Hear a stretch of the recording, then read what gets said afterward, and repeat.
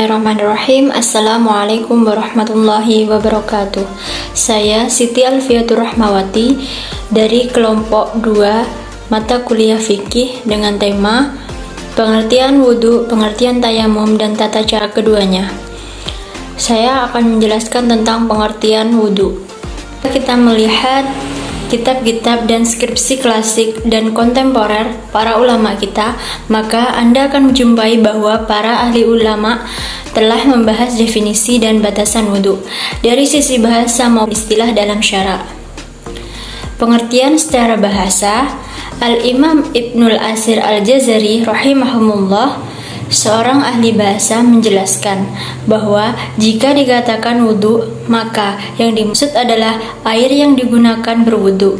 Bila wudhu dikatakan, maka yang diinginkan di situ adalah perbuatannya. Jadi, wudhu adalah perbuatan, sedang wadu adalah air wudhu. Di kitab An-Nihayah fi Waribil Hadis, Al-Hafiz Ibnu Hajar Asy-Syafi'i rahimahumullah berkata, kata wudhu diambil dari kata al-wado'ah atau kesucian. Wudhu disebut demikian karena orang yang sholat membersihkan diri dengannya. Akhirnya ia menjadi orang yang suci. Di dalam kitab Fathul Bari, pengertian secara syariat, definisi wudhu bila ditinjau dari sisi syariat adalah suatu bentuk peribadatan kepada Allah Subhanahu wa taala dengan mencuci anggota badan pada bagian tertentu. Seperti yang telah diketahui, umat muslim diwajibkan untuk wudhu terlebih dahulu sebelum menunaikan ibadah sholat. Wudhu bertujuan untuk membersihkan diri dari najis, sehingga saat beribadah kepada Allah SWT, tubuh dalam keadaan suci dan bersih. Perintah berwudhu sebelum sholat ini telah dijelaskan dalam Al-Quran. Allah berfirman, hai orang-orang yang beriman, apabila kamu hendak mengerjakan sholat, maka basuhlah mukamu dan tanganmu sampai dengan siku, dan sapulah kepalamu dan kakimu sampai dengan kedua mata kaki. Quran Surat Al-Ma'idah ayat 6. Begitupun yang termaktub dalam hadis disampaikan bahwa wudhu menjadi penentu diterima atau tidaknya sebuah sholat oleh Allah Subhanahu wa taala. Dari Abi Hurairah radhiyallahu anhu, Rasulullah sallallahu alaihi wasallam bersabda, tidak ada sholat bagi orang yang tidak punya wudhu. Mengutip buku fikih wudhu versi mazhab Syafi'i oleh Muhammad Ajib, wudhu berasal dari bahasa Arab yang artinya kebersihan, sedangkan secara istilah wudhu adalah aktivitas khusus yang menggunakan air pada anggota badan yang diawali dengan niat. Dalam pelaksanaannya, umat muslim harus memenuhi rukun wudhu agar wudhunya dianggap sah. Apa saja rukun-rukun tersebut? Berikut ulasan lengkapnya. Rukun wudhu, ada sejumlah rukun yang harus dipenuhi seseorang muslim. Pemenuhan rukun wudhu ini dapat menentukan sah atau tidak wudhunya yang dilakukan orang tersebut. Jika semua rukunnya terpenuhi, maka wudhu dianggap sah. Sebaliknya, jika tidak terpenuhi, wudhu dianggap tidak sah, sehingga sholat yang diawali dengan wudhu tersebut turut tidak sah amalannya. Demikian penjelasan dari saya tentang pengertian wudhu. Kemudian saya melanjutkan kepada presentator selanjutnya tentang pengertian tayamum dan tata cara keduanya. Baik, bismillahirrahmanirrahim. Assalamualaikum warahmatullahi wabarakatuh. Saya Soeb Al-Husain Nasiki dan NIM 202101020024 akan melanjutkan atau menjelaskan materi yang kedua tentang pengertian tayamum.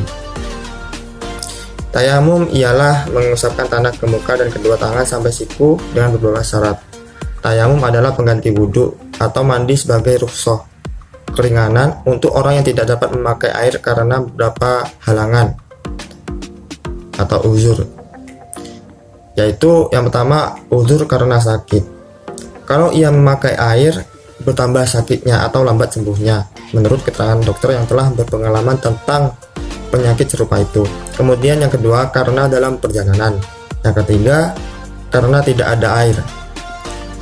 Allah Subhanahu wa taala berfirman dalam surat Al-Maidah ayat 6 yang artinya, dan apabila kamu sakit atau dalam perjalanan atau kembali dari tempat buang air atau menyentuh perempuan lalu kamu tidak mendapat air, maka bertayamumlah dengan tanah yang baik atau bersih. sapulah mukamu dan kedua tanganmu dengan tanah itu.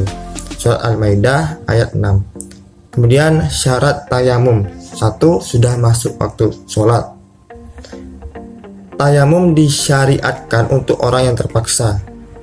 Sebelum masuk waktu sholat ia belum terpaksa sebab sholat belum wajib atasnya ketika itu. Kemudian yang kedua, sudah diusahakan mencari air tetapi tidak dapat, sedangkan waktu sudah masuk. Alasannya adalah ayat di atas.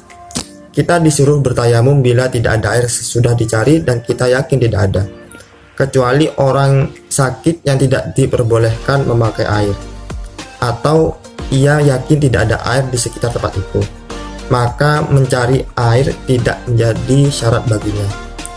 Kemudian yang ketiga, dengan tanah yang suci dan berdebu. Menurut pendapat Imam Syafi'i, tidak sah tayamum selain dengan tanah. Menurut pendapat imam yang lain, sah tayamum dengan tanah, pasir, dan batu. Dalil pendapat yang kedua ini adalah sabda Rasulullah SAW, ju'ilat ilal ardi thayyibatan wa tahuron wa masjidan, muttafaqun alaih. Telah dijadikan bagiku bumi yang baik, menyucikan, dan tempat sujud, muttafaqun alaih. Perkataan bumi termasuk juga tanah, air, dan batu. Kemudian yang keempat, menghilangkan najis. Berarti sebelum melakukan tayamum hendaklah ia bersih dari najis. Menurut pendapat sebagian ulama, tetapi menurut pendapat yang lain tidak. Kemudian sunnah tayamum. Yang pertama, membaca bismillah. Dalilnya adalah hadis sunnah wudhu, sebab tayamum merupakan pengganti wudhu. Yang kedua, mengembus tanah dari dua tapak tangan supaya tanah yang di atas tangan itu menjadi tipis. Rasulullah SAW bersabda,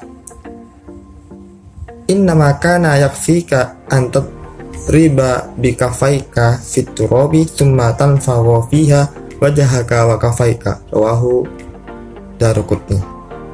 Sesungguhnya cukuplah bagimu apabila kau pukul kedua tapak tanganmu ke tanah, kemudian engkau hembus kedua tanganmu itu, lalu engkau usapkan kedua tanganmu itu ke muka dan tapak tangan. Riwayat Daruqutni. Kemudian sunnah yang ketiga yaitu membaca dua kalimat syahadat sesudah selesai tayamum, sebagaimana sudah selesai berwudu. Kemudian hal-hal yang membatalkan tayamum. Pertama, tiap-tiap hal yang membatalkan wudu juga membatalkan tayamum. Yang kedua,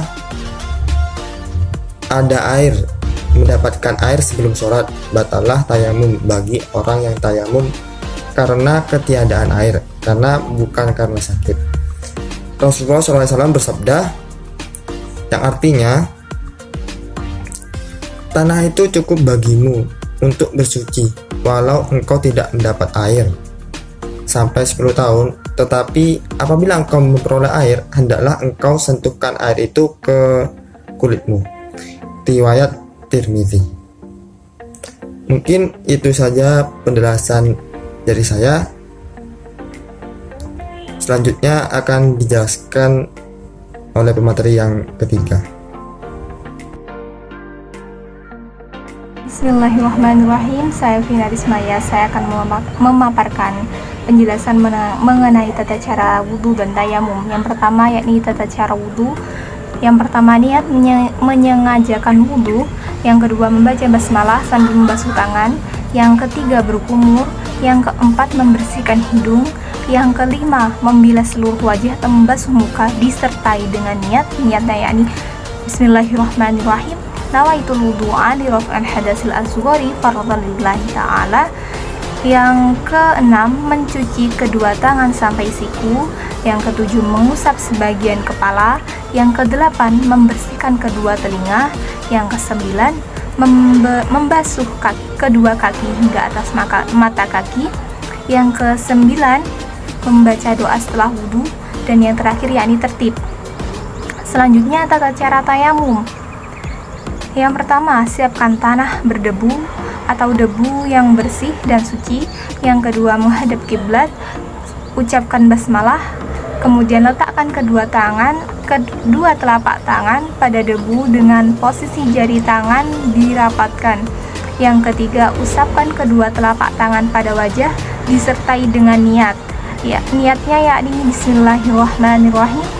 Nawaitu tayammuma listibahatis sholati lillahi ta'ala. Yang selanjutnya, letakkan kembali telapak tangan pada debu. Kali ini jari-jarinya direnggangkan. Yang selanjutnya, tempelkan telapak tangan kiri pada punggung tangan kanan.